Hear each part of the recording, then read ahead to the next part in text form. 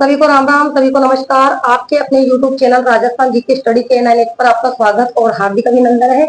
आशा और उम्मीद है कि आप सभी अच्छे होंगे। तो यहाँ पर है देखिए Rajasthan geography, art of culture and history के 20 महत्वपूर्ण क्वेश्चन आपको डेली एजुकेशन सोल्व करवाए जा रहे हैं। ठीक है, तो आज का हमारा जो सब्जेक्ट रहने वाला है वह है कला संस्कृति और यहाँ से भी हम 20 इंपॉर्टेंट क्वेश्चन सोल्व करने वाले हैं। तो क्लास स्टार्ट करने से पहले आप सभी से रिक्वेस्ट है कि क्लास को एक बार ज्यादा से ज्यादा शेयर कर दीजिए और फटाफट क्लास के साथ जुड़ जाइए। तो देख लेते हैं क्वेश्चन नंबर 1 क्या पूछा गया है। क्वेश्चन नंबर 1 में आपसे कि एक जैसे 9 महल,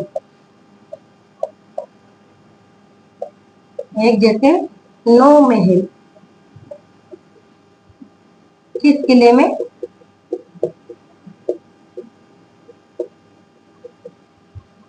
बने हुए हैं। ऑप्शन तारागढ़, बी ऑप्शन में आपको दिया गया है नाहरगढ़,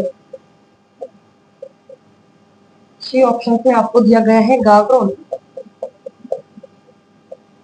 और डी ऑप्शन में आपको दिया गया है चित्तौड़गढ़। बताइए क्वेश्चन नंबर 1 का राइट आंसर क्या करने वाले हो कि एक जैसे 9 महल किस किले में बने हुए हैं। एक जैसे 9 महल कौन से किले में बने हुए हैं? नाहरगढ़। ठीक है, राइट आंसर क्या होगा? B option. और जो नाहरगढ़ का किला है ये कहाँ पर है? जयपुर में। ठीक है, नाहरगढ़, नाहरगढ़ का किला है जयपुर। और नाहरगढ़ जो किला है इसका जो निर्माण है ये किसके द्वारा करवाया गया है? नाहरगढ़ के किले का निर्माण सवाई जयसिंह ने, सवाई जयसिंह द्वारा करवाया गया है। कब करवाया गया है? 1734 ईस्वी में। ठीक है, और जो नाहरगढ़ किला है इसका अन्य क्या नाम है और कौन से नाम से जाना जाता है इसे? तो सुदर्शनगढ़। क्वेश्चन बनकर आ सकता है कि सुदर्शनगढ़ के नाम से कौन सा किला जाना जाता है, या फिर जयपुर के ओर झांकता हुआ किला कौन से किले को कहा जाता है? जयपुर की ओर झांकता हुआ कौन से किले को कहा जाता है? तो नाहरगढ़ के किले को कहा जाता है जिसका निर्माण सवाई जयसिंह के द्वारा 1734 ईस्वी में करवाया गया था, जिसे सुदर्शनगढ़ के नाम से और जयपुर की ओर झांकता हुआ किला कहा जाता है। और नाहरगढ़ में है एक जैसे 9 महल। कि जो एक जैसे 9 महल है इसका निर्माण किसके द्वारा करवाया गया है? बताइए। अगर क्वेश्चन बनकर आ जाए कि एक जैसे 9 महलों का निर्माण कौन से शासक के द्वारा करवाया गया है, तो माधो सिंह द्वितीय के द्वारा। ठीक है, माधो सिंह द्वितीय द्वारा। नाहरगढ़ के किले का निर्माण तो सवाई जयसिंह के द्वारा करवाया गया है, लेकिन नाहरगढ़ जो किला है उसमें एक जैसे जो 9 महल है उसका निर्माण कौन से शासक के द्वारा करवाया गया है? तो माधो सिंह द्वितीय के द्वारा। यहाँ से भी क्वेश्चन पूछा जा सकता है, पूछा भी गया है, आ भी सकता है। ठीक है, तो यहाँ राइट आंसर हमारा क्या हो जाएगा? D option. नेक्स्ट क्वेश्चन देख लेते हैं। क्वेश्चन नंबर 2 क्या पूछा है? गलत युग चुनिए। गलत युग चुनिए। क्या दिया गया है आपको? यहाँ पर आपको छतरी दे दी गई है और यहाँ दे दिया गया है स्थल। ठीक है, 84 खंभों की छतरी, 84 खंभों की छतरी। ऑप्शन में आपको दिया गया है भूल। बी ऑप्शन में आपको दिया गया है ब्राह्मण देवता की छतरी।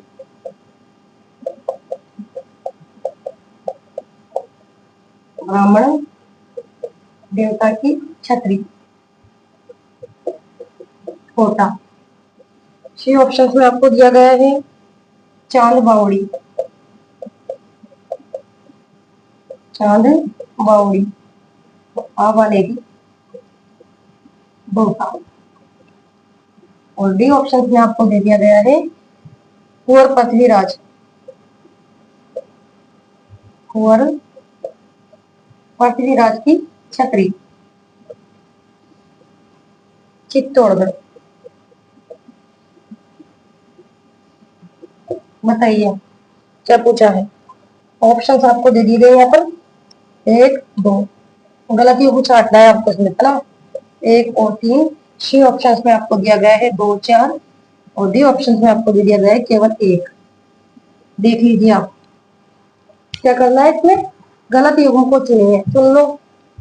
गलत युग्म कौन सा है, 84 खंभों की छतरी, ये कहाँ पर है, 84 खंभों की छतरी तो बूंदी जिले में स्थित है। ब्राह्मण देवता की छतरी कोटा, ये ऑप्शन गलत है। ब्राह्मण देवता की छतरी कहाँ पर है, मंडौर जोधपुर, ठीक है। इसके अलावा चांद बावड़ी आवानेरी दौसा, ये ऑप्शन सी सही है। कुंवर पृथ्वीराज की छतरी चित्तौड़गढ़, गलत। कुंवर पृथ्वीराज की छतरी कहाँ पर है, कुंभलगढ़ दुर्ग राजसमंद, ठीक है। कुंभलगढ़ दुर्ग राजसमंद, तो कौन सा ऑप्शन गलत है, गलत युग्म को चुनिए। एक तो है बी ऑप्शन, ठीक है, यहाँ पर ऐसे लिख देती हूँ मैं। कौन कौन सा गलत है, 2 गलत है और 4 गलत है। हमारा जो राइट आंसर है सी ऑप्शन हो जाएगा, ठीक है। एक ऑप्शन कौन सा गलत है, ब्राह्मण जो देवता की छतरी है कहाँ पर है, मंडौर जोधपुर में है, कोटा में नहीं है। दूसरा ऑप्शन गलत है, कुंवर पृथ्वीराज की छतरी चित्तौड़गढ़, जबकि कुंवर पृथ्वीराज की छतरी कहाँ पर है, कुंभलगढ़ दुर्ग राजसमंद। तो 2 और 4, ये वाला ऑप्शन गलत है, ठीक है। यहाँ राइट आंसर सी ऑप्शन हो जाएगा हमारा। नेक्स्ट क्वेश्चन देख लेते हैं।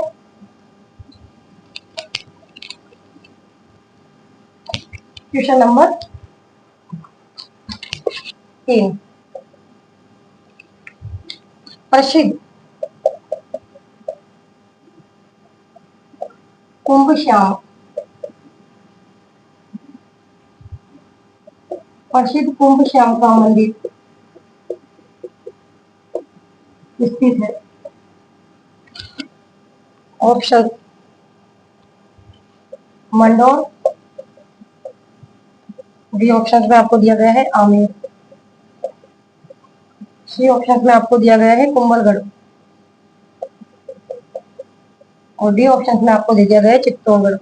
बताइए भाई क्या करने वाले हैं। प्रसिद्ध कुंभ श्याम का मंदिर स्थित है कहाँ पर, कौन से जिले में है कुंभ श्याम का मंदिर, चित्तौड़गढ़। यहाँ राइट आंसर डी ऑप्शन, कुंभ श्याम का मंदिर है चित्तौड़गढ़ जिले में, ठीक है। और जो कुंभ श्याम मंदिर है इसका अन्य नाम और कौन से नाम से इसे जाना जाता है, मीरा मंदिर, मीरा मंदिर के नाम से भी इसे जाना जाता है। और कुंभ श्याम के मंदिर का निर्माण किसके द्वारा करवाया गया था, महाराणा कुंभा के द्वारा, महाराणा कुंभा ने करवाया था। और कुंभ श्याम का मंदिर कौन से भगवान को समर्पित है, क्वेश्चन बनकर आ सकता है, भगवान विष्णु को, भगवान विष्णु को समर्पित मंदिर कुंभ श्याम का मंदिर कहाँ पर है, चित्तौड़गढ़ जिले में, जिसका निर्माण महाराणा कुंभा के द्वारा करवाया गया था और इसे मीरा मंदिर के नाम से भी जाना जाता है। या राइट आंसर हमारा डी ऑप्शन। नेक्स्ट क्वेश्चन देख लेते हैं। क्वेश्चन नंबर 4, क्या पूछा गया है क्वेश्चन नंबर 4 में आपको,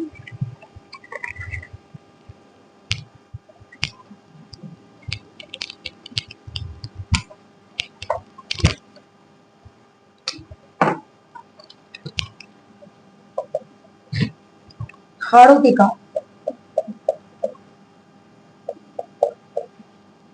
सुरंगा मेला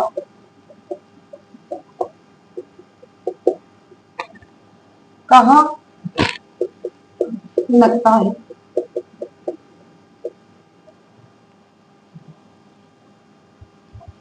कहाँ लगता है या फिर कहा जाता है, कहा जाता है। ऑप्शन पुष्कर मेला, बी ऑप्शन में आपको दिया गया है चंद्रभागा मेला, सी ऑप्शन में आपको दिया गया है रामदेवरा मेला, और डी ऑप्शन में आपको दे दिया गया है परबत्तर मेला। बताइए भाई क्या करने वाले हो क्वेश्चन नंबर 4 में, कि हाड़ौती का सुरंगा मेला कहा जाता है, हाड़ौती का सुरंगा मेला कौन से मेले को कहा जाता है, चंद्रभागा मेले को, ठीक है। यहाँ राइट आंसर बी ऑप्शन। और ये चंद्रभागा जो मेला है कहाँ पर लगता है और कब भरता है, तो ये लगता है झालरापाटन झालावाड़ में कार्तिक पूर्णिमा को, झालरापाटन झालावाड़। कब भरता है ये मेला? कार्तिक पूर्णिमा पे। ठीक है। इसके अलावा जो पुष्कर का मेला है आप सभी जानते हैं अजमेर में लगता है। और कब भरता है ये भी कार्तिक पूर्णिमा के दिन लगता है पुष्कर का मेला। ठीक है, क्वेश्चन बनकर आ सकता है। इसके अलावा जो रामदेवरा मेला है लगता है जैसलमेर में। और कब तक चलता है रामदेवरा का मेला? भाद्रपद शुक्ल द्वितीय से एकादशी तक। एकादशी तक चलता है ये मेला। ठीक है। इसके अलावा परबतसर मेला। परबतसर जो मेला है ये कहाँ पर लगता है बताइए? डिडवाना कुचामन। डिडवाना कुचामन। ठीक है। कौन सी तिथि को भरता है? भाद्रपद शुक्ल दशमी। और राजस्थान का सबसे बड़ा पशु मेला है ये। ठीक है, परबतसर मेला। क्वेश्चन मन करा सकता है कि राजस्थान का सबसे बड़ा पशु मेला है परबतसर मेला कौन से जिले में बनता है? तो डिडवाना कुचामन। नागौर नहीं करना है आपको। ठीक है, डिडवाना कुचामन करना है। और कब लगता है? भाद्रपद शुक्ल दशमी को। तो यहाँ राइट आंसर हमारा बी ऑप्शन। नेक्स्ट क्वेश्चन देख लेते हैं। एग्जाम में क्वेश्चन यहाँ से घूम के कराने वाले हैं। ठीक है, क्वेश्चन नंबर देखते हैं 5। सुमेलित कीजिए। सुमेलित कीजिए। क्या दिया है आपको सुमेलित करने के लिए? ज्वाला माता, बांसवाड़ा। सुमेलित करना है आपको। अदर देवी, जोबनेर। सी ऑप्शन में आपको यहाँ दिया गया है छींच माता, सरिस्का, राष्ट्रीय उद्यान अलवर। इसके अलावा डी ऑप्शन में नारायणी माता, नारायणी माता आबू। तो मैंने कीजिए तो आप ऑप्शन आपको दे दिए गए हैं यहाँ पर 4 2 1 3। बी ऑप्शन में 1 3 2 4। सी ऑप्शन में आपको दिया गया है 3 1 4 2। और डी ऑप्शन में 2 4 1 3। बताइए क्या करोगे? सुमेलित कीजिए। ज्वाला माता का मंदिर कौन से जिले में है या कौन से स्थान पर है? सुमेलित कीजिए। ज्वाला माता का मंदिर है जोबनेर जयपुर। अदर देवी का मंदिर है माउंट आबू सिरोही। चौथा ऑप्शन 2 और 4। 2 और 4। ठीक है। इसके अलावा चीच माता का मंदिर है बांसवाड़ा 1। और नारायणी माता का मंदिर है सरिस्का राष्ट्रीय उद्यान अलवर। क्वेश्चन बनकर आ सकता है कि नारायणी माता का मंदिर है तो राजगढ़ अलवर। ठीक, कौन सा ऑप्शन सही है हमारा? 2 4 1 3 डी ऑप्शन। ठीक है। ज्वाला माता का मंदिर जोबनेर जयपुर। अदर देवी का मंदिर माउंट आबू सिरोही। और चीच माता का मंदिर बांसवाड़ा में है। और नारायणी माता का मंदिर है सरिस्का राष्ट्रीय उद्यान अलवर राजगढ़ अलवर में। D option right answer. Next question देखते हैं।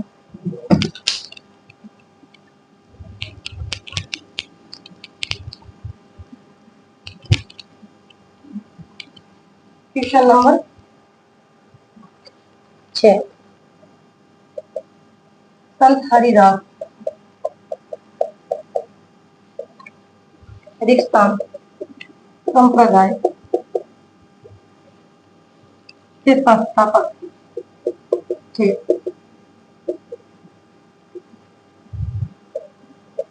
ऑप्शन राम स्नेही। डी ऑप्शन में आपको दिया गया है निरंजनी। सी ऑप्शन में आपको दिया गया है निम्बार।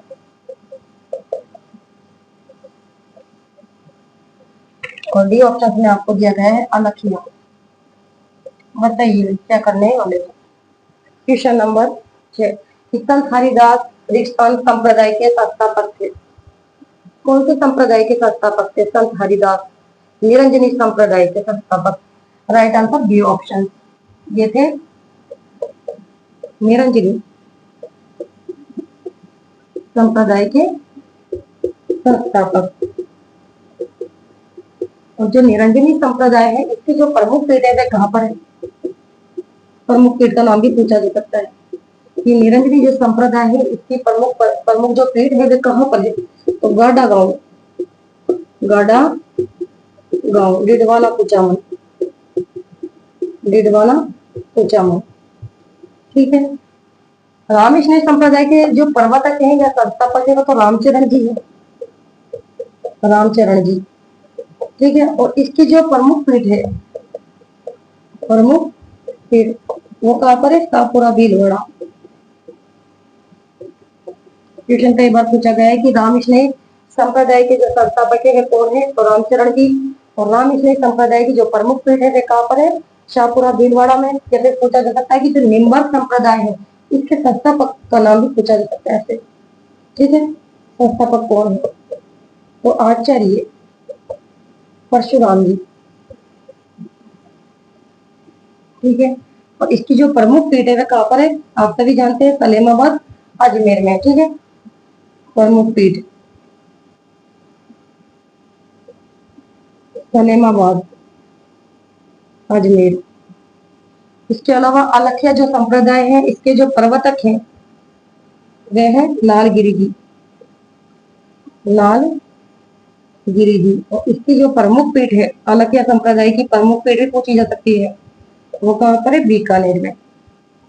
Very very most important. ठीक है। या तो प्रवर्तक का नाम, संस्थापक का नाम, या फिर पूछा जा सकता है प्रमुख पीठ कहाँ पर है। यहाँ से क्वेश्चन बनकर आ सकता है एग्जाम में। तो संत हरिदास निरंजनी संप्रदाय के संस्थापक थे। और इसके अलावा निरंजनी जो संप्रदाय है इसकी प्रमुख पीठ कहाँ पर है? गाड़ागांव डिडवाना कुचामन में। रामकृष्ण संप्रदाय के संस्थापक रामचरण जी है जिनकी प्रमुख पीठ कहाँ पर है? शाहपुरा भीलवाड़ा में। इसके अलावा निम्बार्क जो संप्रदाय है इसके जो संस्थापक है वे आचार्य परशुराम जी है। और निम्बार्क जो संप्रदाय है इसकी प्रमुख पीठ है सलेमाबाद अजमेर में। ठीक है। अलखिया जो संप्रदाय है इसके प्रवर्तक है लालगिरी जी और प्रमुख पीठ है बीकानेर में। यहाँ पे क्वेश्चन बनकर आ सकता है, very very most important. Next question देख लेते हैं। या फिर संत का नाम भी दिया जा सकता है और पूछा जा सकता है कि इनका संबंध कौन से संप्रदाय से। क्वेश्चन नंबर देख लेते हैं 7। ये राजस्थान से प्रथम हस्तशिल्प नीति जारी की गई थी। ऑप्शन 18 सितंबर 2021। बी ऑप्शन में आपको दिया गया है 17 सितंबर 2022। सी ऑप्शन में आपको दिया गया है 18 सितंबर 2019। और डी ऑप्शन में आपको दे दिया गया है 17 सितंबर 2019। बताइए भाई क्या करने वाले हैं? कि राजस्थान की प्रथम हस्तशिल्प नीति जारी की गई थी। कब जारी की गई थी? राजस्थान की प्रथम हस्तशिल्प नीति कब जारी की गई थी? 17 सितंबर 2022 को। या राइट आंसर बी ऑप्शन 17 सितंबर 2022 को। ठीक है। और इसका क्या उद्देश्य था?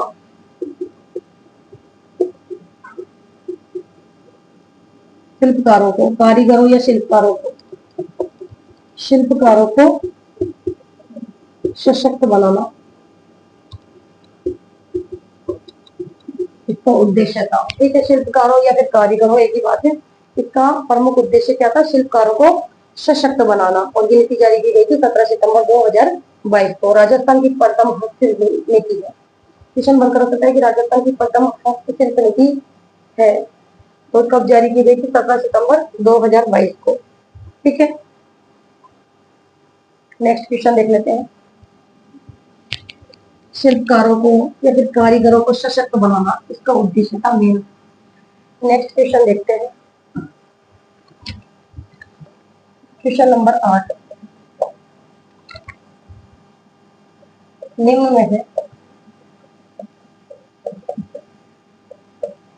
में से कौन सी लोक संगीत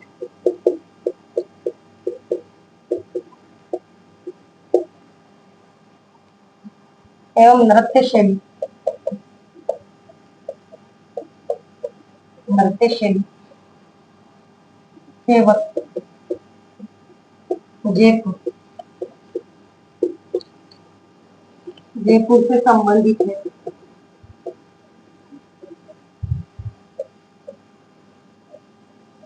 ऑप्शंस तुर्रा कलंगी, बी ऑप्शन में आपको दिया गया है तमाशा, सी ऑप्शन में आपको दिया गया है नौटंकी और डी ऑप्शन में आपको दिया गया है स्वांग। बताइए निम्न में से कौन सी लोक संगीत या नृत्य शैली जयपुर से संबंधित है?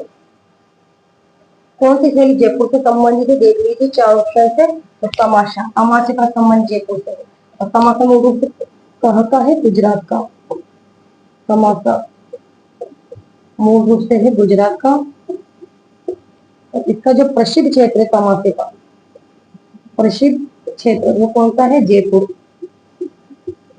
ठीक है, क्वेश्चन बढ़कर आ सकता है कि तमाशा का संबंध, तमाशा मूल रूप से कौन से राज्य से संबंध रखता है? तो गुजरात से है, लेकिन इसका प्रसिद्ध क्षेत्र है जयपुर। ठीक है, और जो तमाशा है इसकी जो शुरुआत है वो किसके द्वारा की गई थी? सवाई प्रताप सिंह के द्वारा।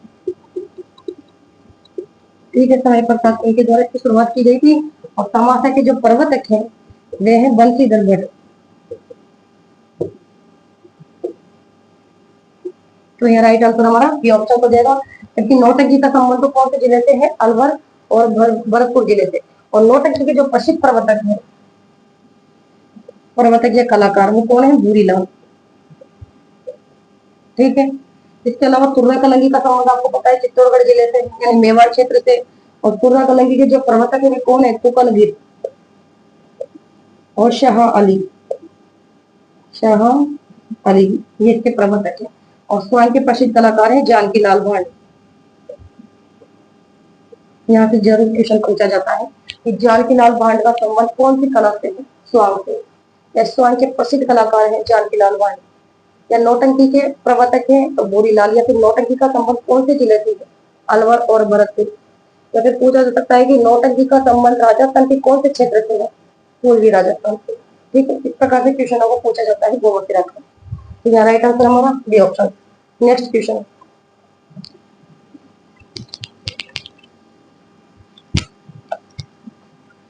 क्वेश्चन नंबर देख लेते हैं 9। क्या पूछा है? यहाँ पर भी आपको सुमेलित करने के लिए दिया गया है, सुमेलित करें। क्या दिया गया है? ऑप्शंस चरवा नृत्य, नट। बी ऑप्शन में आपको दिया गया है कठपुतली नृत्य,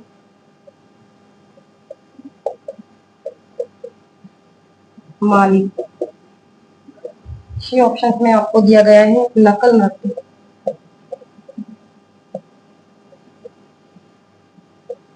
हरिजन। और डी ऑप्शन में आपको दिया गया है बोहरा बोरी नृत्य, बोहरा बोहरी नृत्य, भांड।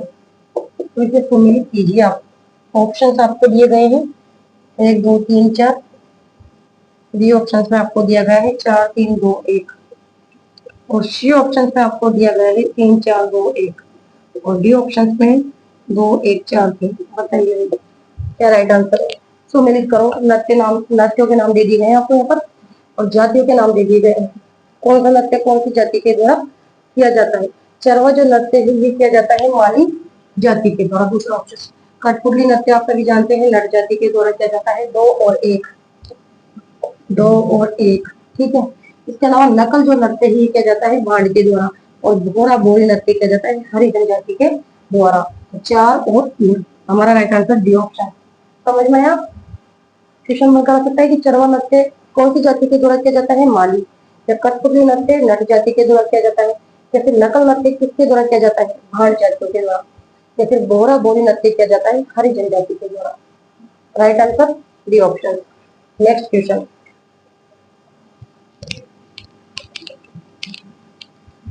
नाट्यों के नाम के अलावा कौन सी जाति की तरफ कौन सा नृत्य किया जाता है, ये भी याद होना चाहिए आपको। नेक्स्ट क्वेश्चन देख लेते हैं, क्वेश्चन नंबर 10। क्या पूछा है, निम्न में से असंगत है, निम्न में से असंगत है। ऑप्शन से आपको क्या दिया गया है, पोथी खाना संग्रहालय,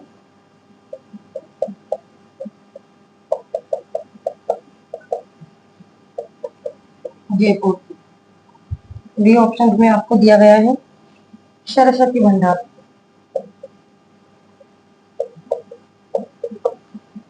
चित्तौड़गढ़। सी ऑप्शन में आपको दिया गया है जिनभद्र सूरी भंडार, जैसलमेर। और डी ऑप्शन में आपको यहाँ दे दिया गया है पुस्तक प्रकाश,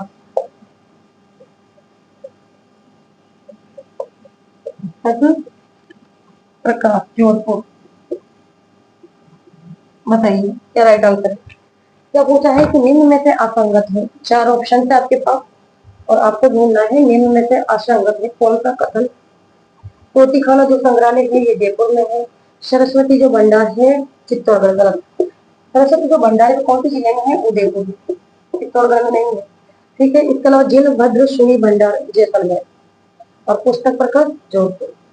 ठीक है, राइट आंसर हमारा हो जाएगा बी ऑप्शन। पूछा गया है कि निम्न में से असंगत है, तो सरस्वती जो भंडार है जो उदयपुर जिले में स्थित है। ठीक है, और पोथी खाना संग्रहालय आप सभी जानते हैं जयपुर में है, फिर पुस्तक प्रकाश जोधपुर में है और जिनभद्र सूरी भंडार जयसलमेर। नेक्स्ट क्वेश्चन, या फिर इस प्रकार से क्वेश्चन बनाकर इसको सम्मिलित भी करवाया जा सकता है आपको। ठीक है, जिलों के नाम देकर। क्वेश्चन नंबर 11 पूछा गया है कि वर्षा में नाचते हुए मोर का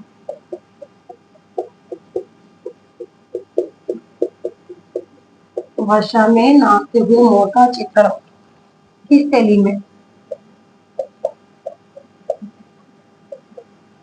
इस शैली में देखने को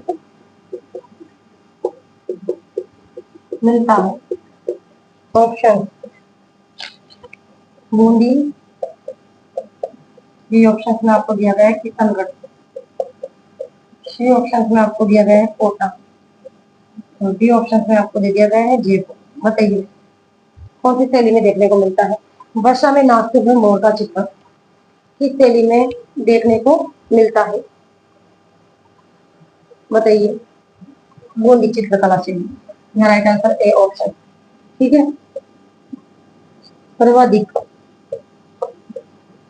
पशु पक्षियों का चित्र किस शैली में देखने को मिलता है, बूंदी चित्रकला शैली में। और वर्षा में नाचते हुए मोर का चित्रण भी इसी शैली में किया गया है, बूंदी चित्रकला शैली में। किशनगढ़ जो शैली है इसका प्रसिद्ध चित्र आप सभी जानते हैं बड़े खड़े है और इसमें नारियों के सौंदर्य का सर्वाधिक चित्रण किया गया है। क्वेश्चन बनकर आ सकता है कि कौन सी चित्रकला शैली में नारियों के सौंदर्य का सर्वाधिक चित्रण देखने को मिलता है, तो किशनगढ़ चित्रकला शैली में। कोटा शैली, इसमें तो नारियों द्वारा शिकार का चित्रण देखने को मिलता है नारियों के द्वारा। ठीक है, क्वेश्चन बनकर आ सकता है कि नारियों के द्वारा शिकार का चित्रण कौन सी चित्रकला शैली में देखने को मिलता है, तो कोटा चित्रकला शैली में। इसके अलावा जो जयपुर शैली है इसमें तो ईश्वरी सिंह का आदमकद चित्र, ईश्वरी सिंह का आदमकद चित्र या फिर पुरुषों की दाढ़ी का चित्र, पुरुषों की दाढ़ी का चित्रण या फिर नारियों के कोमलता का चित्रण, नारियों की कोमलता का चित्रण भी जयपुर चित्रकला शैली में देखने को मिलता है। इसके अलावा पशुओं के लड़ाई का चित्र क्वेश्चन बनकर आ सकता है, वेरी वेरी मोस्ट इंपोर्टेंट। ठीक है, कि नारियों की कोमलता का चित्रण, या ईश्वरी सिंह का आदम कद का चित्रण, या फिर है जो कि पुष्पों की दाढ़ी का चित्रण कौन सी चित्रकला शैली में देखने को मिलता है? तो जयपुर चित्रकला शैली। ठीक है, राइट आंसर ए ऑप्शन है यहाँ पर। नेक्स्ट क्वेश्चन देखते हैं। या फिर पशुओं की लड़ाई का चित्रण, ये भी जयपुर चित्रकला शैली में ही देखने को मिलता है। नेक्स्ट क्वेश्चन, क्वेश्चन नंबर 12 क्या पूछा है कि 2011 की जनगणना के अनुसार अनुसूचित अनुसूचित जनजाति एसटी का सर्वाधिक प्रतिशत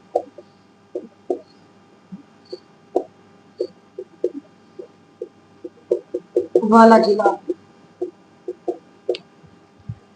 very very most important question. यहाँ पर आपको नाम दे दिए गए हैं उदयपुर, बी ऑप्शन में बांसवाड़ा, सी ऑप्शन में आपको दिया गया है नागौर, और डी ऑप्शन में आपको दिया गया है बीकानेर। बताइए क्या करोगे? बड़ा ही शानदार क्वेश्चन है कि 2011 की जनगणना के अनुसार अनुसूचित जनजाति एसटी का सर्वाधिक प्रतिशत वाला जिला है। एसटी का सर्वाधिक प्रतिशत वाला जिला, ध्यान देने वाली बात यह है, सर्वाधिक प्रतिशत वाला जिला कौन सा है? बांसवाड़ा है। ठीक है, और न्यूनतम पूछा जाए, न्यूनतम भी पूछा जा सकता है कि एसटी का न्यूनतम प्रतिशत वाला जिला है तो नागौर। ठीक है, सर्वाधिक प्रतिशत वाला जिला बांसवाड़ा, न्यूनतम प्रतिशत वाला जिला वो है नागौर। ठीक है, या फिर पूछा जा सकता है कि एसटी का सर्वाधिक जनसंख्या वाला जिला कौन सा है? इस क्वेश्चन को इस प्रकार से भी दिया जा सकता है। बताइए कि एसटी का सर्वाधिक जनसंख्या वाला जिला कौन सा है? उदयपुर। ठीक है, और न्यूनतम, न्यूनतम बताइए कौन सा जिला है? बीकानेर। समझ में आया कि 2011 की जनगणना के अनुसार अनुसूचित जनजाति का सर्वाधिक प्रतिशत वाला जिला है Banswara, right answer B option. ठीक है, और न्यूनतम प्रतिशत वाला जिला है नागौर। ठीक है, और एसटी का सर्वाधिक जनसंख्या वाला जिला है उदयपुर, और न्यूनतम वाला जिला कौन सा है? बीकानेर। यहाँ से क्वेश्चन बनकर आ सकता है। नेक्स्ट क्वेश्चन, इस प्रकार के क्वेश्चन कंफ्यूज करने के लिए दिए जाते हैं। ठीक है, ध्यानपूर्वक पढ़ना है तो आपको यहाँ पर। नेक्स्ट क्वेश्चन देख लेते हैं, क्वेश्चन नंबर 13 कि राजस्थान में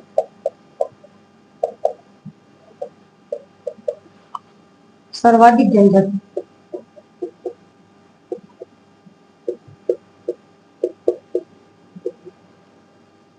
वाला क्षेत्र है।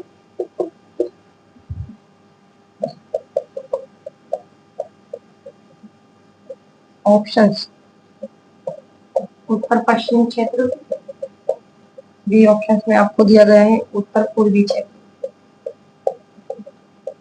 सी ऑप्शन में आपको दिया गया है दक्षिणी पूर्वी क्षेत्र, और डी ऑप्शन में आपको दिया गया है दक्षिणी पश्चिमी क्षेत्र। बताइए क्या करने वाले हो? कि राजस्थान में सर्वाधिक जनजाति वाला क्षेत्र है, यानी सर्वाधिक जो जनजाति है वह राजस्थान के कौन से क्षेत्र में निवास करती है? देख लीजिए, आप क्षेत्रों के नाम दे दिए गए हैं, आपको ध्यान में रखना है दक्षिणी पूर्वी क्षेत्र में सर्वाधिक जनजाति निवास करती है। ठीक है, यहाँ से क्वेश्चन बनकर आ सकता है, या फिर पूछा जा सकता है कि राजस्थान में जो सर्वाधिक जनजाति है वो कौन सी है? मेड़ा। दूसरे नंबर पर कौन सी है? भील जनजाति। तीसरे नंबर पर कौन सी जनजाति है? तो गरासिया, और चौथे नंबर पर आती है शेरिया जनजाति, और पांचवें नंबर पर आती है डामोर जनजाति। ठीक है, तो यहाँ right answer C option. Rajasthan में सर्वाधिक जो जनजाति है राजस्थान के दक्षिण पूर्वी क्षेत्र में निवास करती है। नेक्स्ट क्वेश्चन 14 दे देखते हैं द्वारा स्त्रियों द्वारा घुटने तक जो वस्त्र पहना जाता है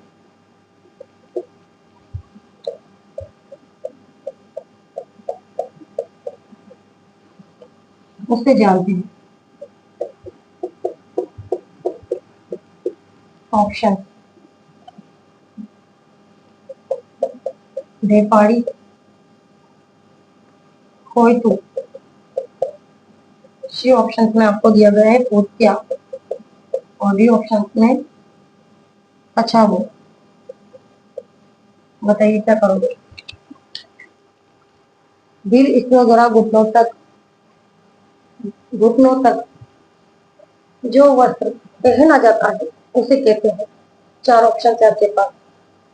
कौन सा वस्त्र कहलाता है कि दिल स्त्रियों के द्वारा जो घुटनों तक वस्त्र पहना पहना जाता है उसे कहते हैं कछावो। ठीक है, ये महिलाओं के द्वारा पहने जाने वाला वस्त्र है। जबकि ढेपाड़ी क्या है, घुटनों तक पहने जाने वाली तंग धोती होती है। तंग धोती भी बोल सकते हैं, या घुटनों तक पहने जाने वाली।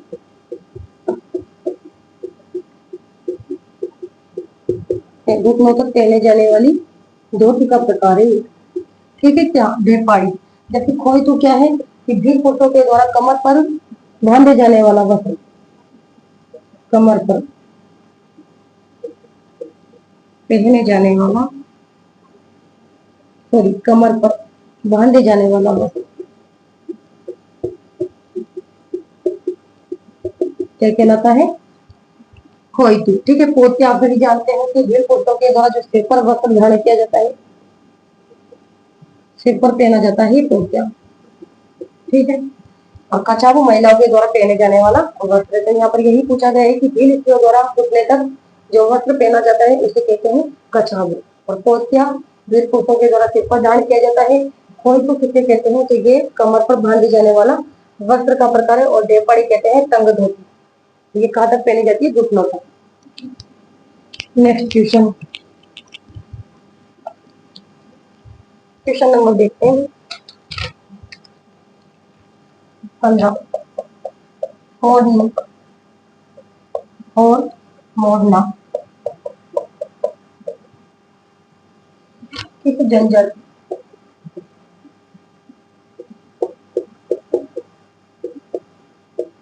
किस जनजाति से संबंधित है।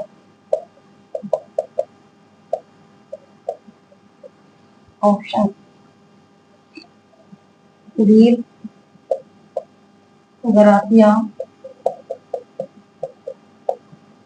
सी ऑप्शन में आपको दिया गया है शहरिया, और डी ऑप्शन में आपको दिया गया है मेणा। बताइए क्या करोगे। तो उत्तर को आप सभी जानते हैं कि मोरनी मोरना किस जनजाति से संबंधित है। कौन सी जनजाति से संबंधित है ये मोरनी और मोरना, मेणा जनजाति से। यह राइट आंसर डी ऑप्शन होगा। और राजस्थान की सबसे बड़ी जनजाति, राजस्थान की सबसे बड़ी जनजाति कौन सी है, मेणा जनजाति। और भील जनजाति है राजस्थान की सबसे प्राचीन जनजाति, राजस्थान की सबसे प्राचीन जनजाति। ठीक है, राजस्थान की सबसे बड़ी जनजाति कौन सी है, मेणा जनजाति। और दूसरे नंबर पर अभी मैंने बताया था आपको भील आती है, तीसरे नंबर पर आती है गरासिया, और चौथे नंबर पर आती है शेरिया, और पांचवें नंबर पर आती है डामोर जनजाति। तो कंक्लूजन बनकर आ सकता है कि राजस्थान की सबसे प्राचीन जनजाति है तो भील जनजाति। ठीक, भील जनजाति आप सभी जानते हैं राजस्थान के कौन से जिले में निवास करती है, उदयपुर में सर्वाधिक। ठीक है, जैसे गरासिया जनजाति माउंट आबू सिरोही में, और शेरिया जनजाति सर्वाधिक निवास करती है 12 जिले में, और मेणा जनजाति सर्वाधिक निवास करती है जयपुर। ठीक, नेक्स्ट क्वेश्चन,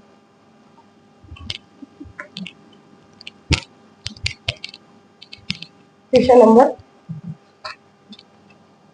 16 पूछा गया है निम्न में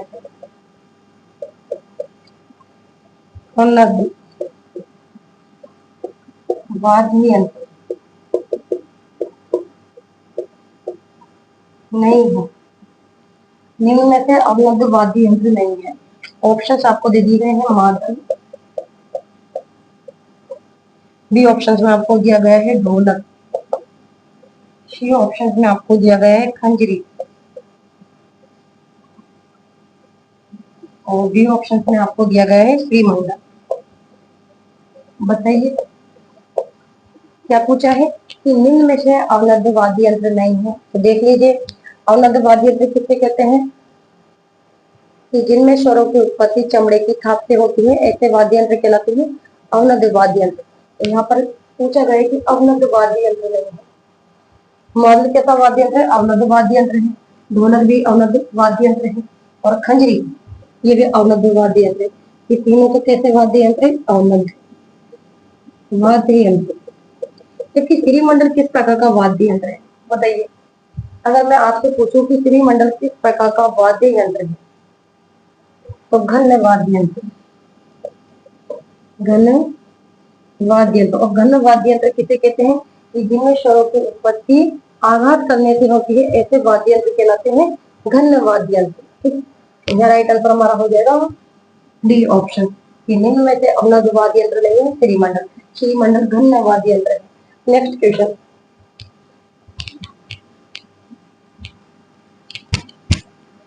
क्वेश्चन नंबर 17। निम्न में से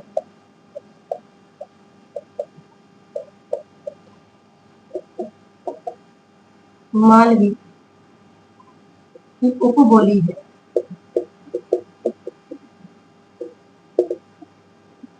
ऑप्शन, मालवी की उपबोली आपको पहचाननी है। ऑप्शंस आपको दे दिए गए हैं गोदवाड़ी, डी ऑप्शंस में आपको दिया गया है शेखावाटी और सी ऑप्शंस में आपको दिया गया है शोडवाड़ी। ठीक है, और डी ऑप्शंस में आपको दिया गया है देवड़ा वाटी। बड़ा ही शानदार क्वेश्चन है, इस प्रकार से भी पूछा जा सकता है यहाँ पर। निम्न में से मालवी की उपबोली है। देख लीजिए चार ऑप्शन, मालवी की उपबोली पहचानो में से चार ऑप्शन है आपके पास। शोडवाड़ी, यह राइट आंसर सी ऑप्शन है। जबकि गोडवाड़ी, शेखावाटी और देवड़ावाटी ये किस बोली की उपबोली है? तो ये है मारवाड़ी की उपबोली। ये तीनों तो है मारवाड़ी की उपबोली। जबकि मालवी की जो उपबोली है वो शोडवाड़ी है। ठीक है, उसके अलावा मालवी की एक तो निमाड़ी, इसके अलावा रागड़ी और शोडवाड़ी किसकी उपबोली है? मालवी। ठीक है, समझ में आया? ये राइट आंसर क्या हो जाएगा? C option. नेक्स्ट क्वेश्चन देख लेते हैं फटाफट। निमाड़ी जो बोली है कहाँ बोली जाती है? राजस्थान में। बताइए, निमाड़ी जो बोली है राजस्थान के कौन से क्षेत्र में बोली जाती है? दक्षिणी क्षेत्र में। ठीक, इस प्रकार से भी याद करना है कौन सी बोली कौन से क्षेत्र में बोली जाती है। क्वेश्चन नंबर 18, निम्न में से असंगत है।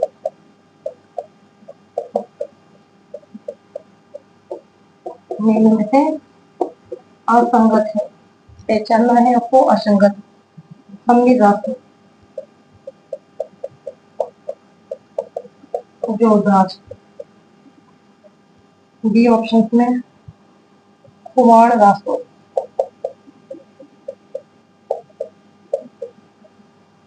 जयानक, जयानक। सी ऑप्शन में आपको दिया गया है बीसमदेव, रासो, नरपति नाना और डी ऑप्शन में आपको दिया गया है शगत, रासो। यहाँ पर रासो के नाम दे दिए गए और लेखकों के नाम दिए गए गिरधर भाटिया। तो क्या पूछा है यहाँ पर? निम्न में से असंगत है। हमीर रासो, इसकी जो रचना है वो किसके द्वारा की गई है? जोधराज के द्वारा। ठीक है, कुमार रासो की रचना जयानक गलत। कुमार रासो की रचना तो किसके द्वारा की गई है? गणपति विजय के द्वारा। गणपति विजय के द्वारा। जयानक के द्वारा तो कौन से ग्रंथ की रचना की गई थी? पृथ्वीराज विजय।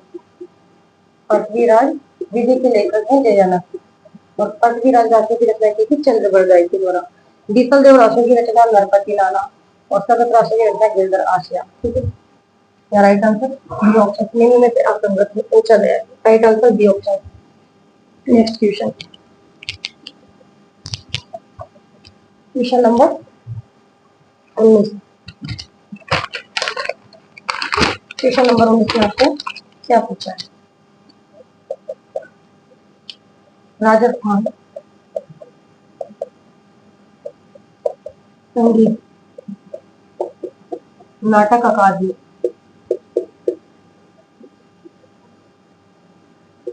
स्थित है। ऑप्शन जयपुर, जोधपुर, उदयपुर और तो बताइए क्या करने वाले। ये राजस्थान संगीत नाटक अकादमी स्थित है। कौन से जिले में है ये राजस्थान संगीत नाटक अकादमी?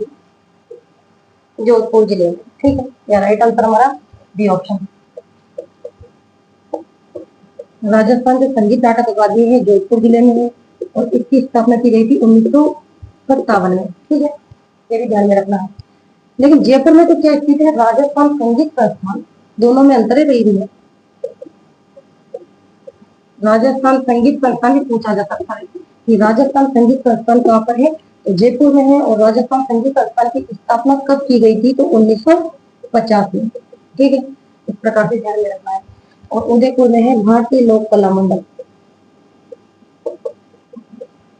भारतीय लोक कला मंडल ये है उदयपुर में।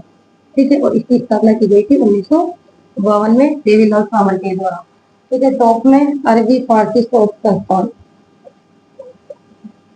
क्वेश्चन बनकर आ सकता है कि अरबी फारसी शोध संस्थान कहाँ पर है? तो टॉप में है। इसकी स्थापना की गई थी 1978 में। ठीक है, यहाँ से क्वेश्चन बनकर आ सकता है, वेरी वेरी मोस्ट इम्पोर्टेंट। तो राजस्थान संगीत नाटक अकादमी जोधपुर और उसकी स्थापना की गई थी 1957 में। Right answer B option. Last question देख लेते हैं।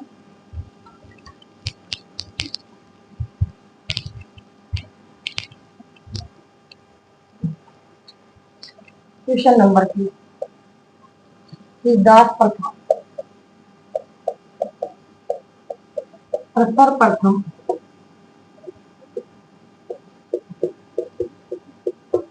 रोक लगाने वाली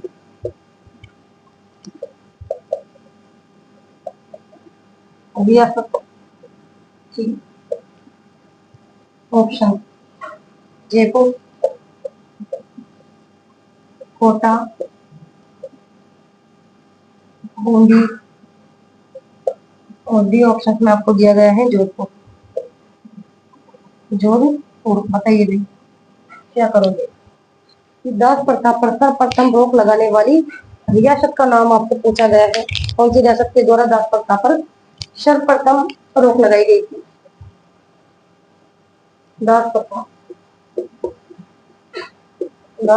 पर सर्वप्रथम